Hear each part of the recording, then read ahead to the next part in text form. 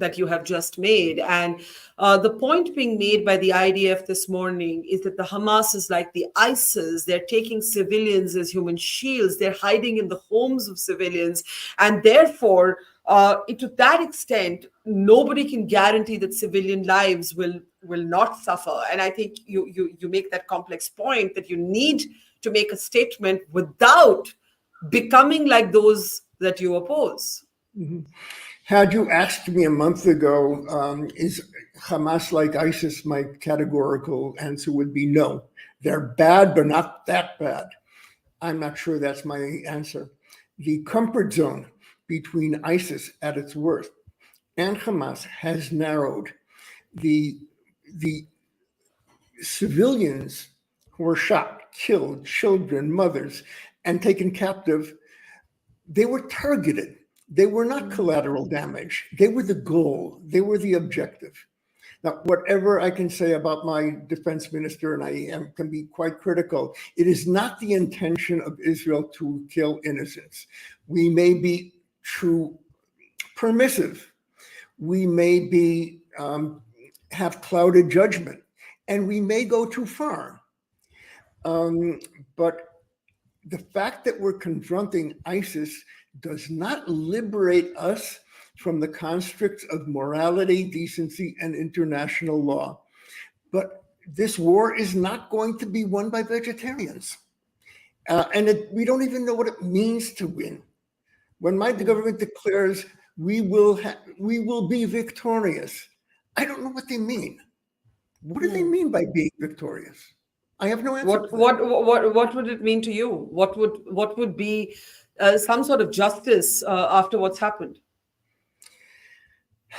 I'm fantasizing, but I would like to say that at 6 p.m. after the war, you would have two shocked peoples, an Israeli people and a Palestinian people, and an international community that is no longer apathetic, but engaged and convinced you can't walk away, and to begin and renew a credible political process which hasn't existed for almost a decade.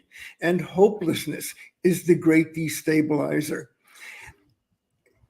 This can only end in one way. The only victory is ending occupation of Palestine in a way that's compatible with the security and national interests of Israel. That's the only way. We cannot take our eyes off of that objective. It's impossible now. Reconstruction can begin and must begin the day after the war. You are talking about ending the occupation of Palestine in a way that is compatible with Israel's interests. But realistically, because you use the word fantasy, Israel might be furthest away from the chance at peace than it's ever been. But there are those who are saying, why did Netanyahu, for example, we had a former Israel envoy to India moments ago who said Netanyahu indirectly strengthened the Hamas instead of speaking to the Palestinian Authority. And that's where our future lay, in some sort of dialogue.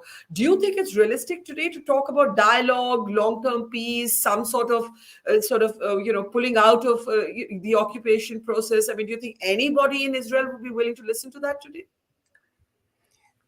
This has shocked Israel in ways that we never expected, and we don't know what the result is going to be. What you heard has been corroborated by an Israeli general, actually a friend of mine, who is a confidant of Netanyahu, who openly said Netanyahu did not want to negotiate two states with the Palestinian Authority. And the way to achieve that was strengthening Hamas and weakening the Palestinian Authority.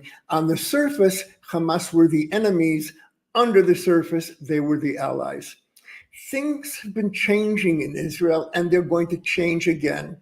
In the months preceding this horrendous event, the protest movement began by largely ignoring occupation. It was a fight for Israeli democracy. Leave the Palestinians, leave occupation out of this. But as the protests went on, more and more Israelis understood that occupation was the driving engine of this challenge, of this rot in Israeli democracy. There was a slogan which was marginal. There is no democracy with occupation. That began to spread. Conservative pundits described what was taking place prior to the outbreak of violence as a war between the state of Israel and the settler state of Judea and Samaria.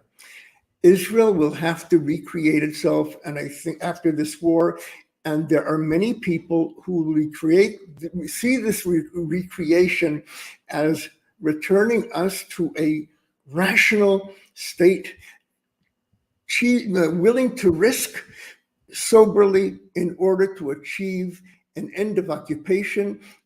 Israel will end occupation, or occupation will be the end of us. Israel should end occupation, or occupation should be the end of us. When you say this to your friends or sort of neighbors today, what would they say, Daniel? I don't say it to them today because it's not appropriate today. Yes. I answered your question. My focus is on people we love, who are unaccounted for, people we're close to are being called up into the army. We are fighting a battle, and attention is elsewhere. But before this, it was discussed openly, and it was being discussed more openly in Israeli society as a result of the protest movement. I don't want to overstate this.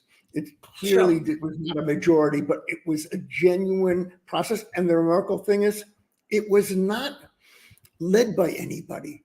It was the events that were convincing people that occupation and Israeli democracy are incompatible. There is already soul searching going on in Israel, but it's not going to be focused until the existential pall that hangs over this country disappears.